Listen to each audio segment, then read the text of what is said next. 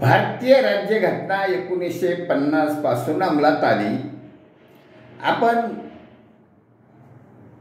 तो दिन 26 जानेवारीचा दिन साजरा करत असतो त्यासाठी, परंतु भारतीय राज्यघटनेमध्ये दिलेलं स्वातंत्र्याचा अधिकार हा आजपर्यंत सामान्य नागरिकाला समजला नाही व उपभोगता आला नाही।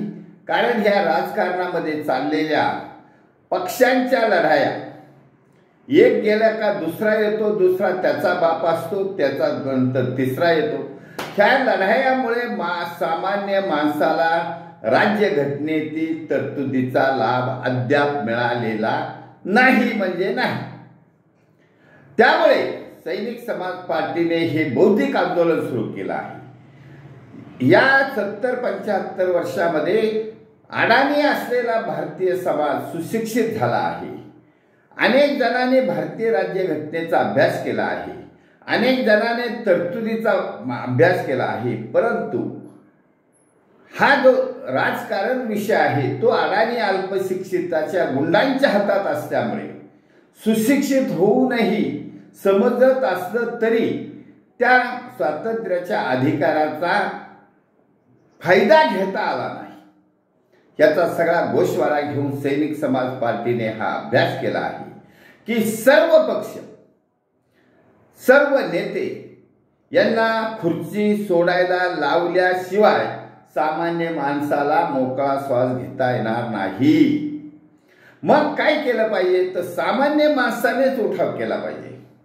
सामान्य माणसानेच उठाव करून या भ्रष्टाचारी प्रवृत्तीच्या लोकांना, गुंडगिरी प्रवृत्तीच्या लोकांना, दहशतवादी लोकांना सत्तेपासून बाहेर केले पाहिजे। कारण तुम्ही करू शकता, तुमच्याकडे बुद्धी आहे आणि तुमच्याकडे ज्ञान आहे, बुद्धी आहे।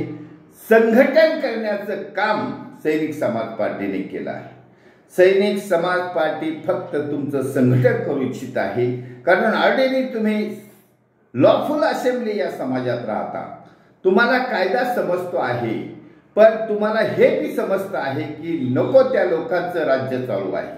आपल्या परिसरात, आपल्या तालुक्यात नको असलेला नेता आमदार होतो, नको असलेला खासदार होतो आणि मग याला आपण अंडर प्रेशर जातो, दबावात जातो।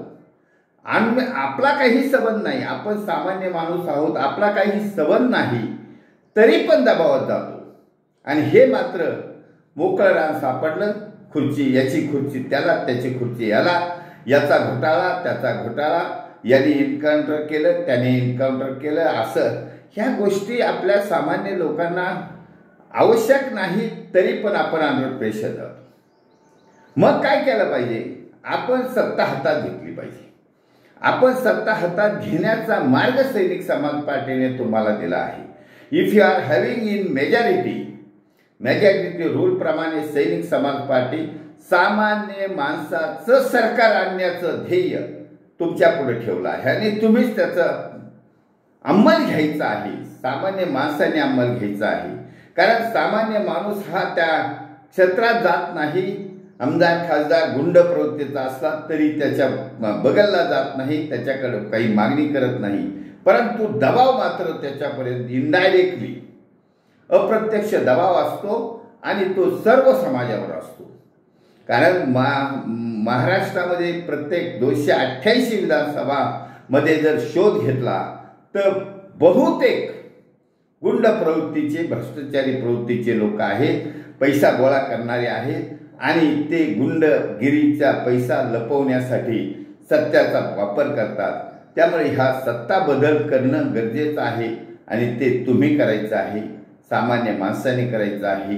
सामान्य माणसाला नेतृत्वाची गरज आहे, ते नेतृत्व बहाल करण्याचं काम, जबाबदारी सैनिक समाज पार्टी पार पाडणार आहे। आपण त्या नेतृत्वाचा स्वीकार करावा, कारण हा सैनिक समाज पार्टीचा जी आयडिओलॉजी आहे ती तुमची आहे, तुमच्या हिताची आहे। त्यामुळे सैनिक समाज पार्टी सामान्य माणसाला स्वातंत्र्याची फळं चाखण्याचा मौका देणार आहे आणि तुम्हीच तो प्राप्त करून घ्यायचा आहे। केवळ या गुंड प्रवृत्त्यांना सत्ते बाहेर करून ते शक्य होणार आहे. म्हणून तुम्ही सर्वांनी सैनिक समाज पार्टीच्या आयडिओलॉजीचा स्वीकार करत आहात, त्यामुळे तुमचे धन्यवाद. भारत वर्ष की जय. छत्रपती शिवाजी महाराज की जय. सैनिक समाज पार्टीचा विजय असो.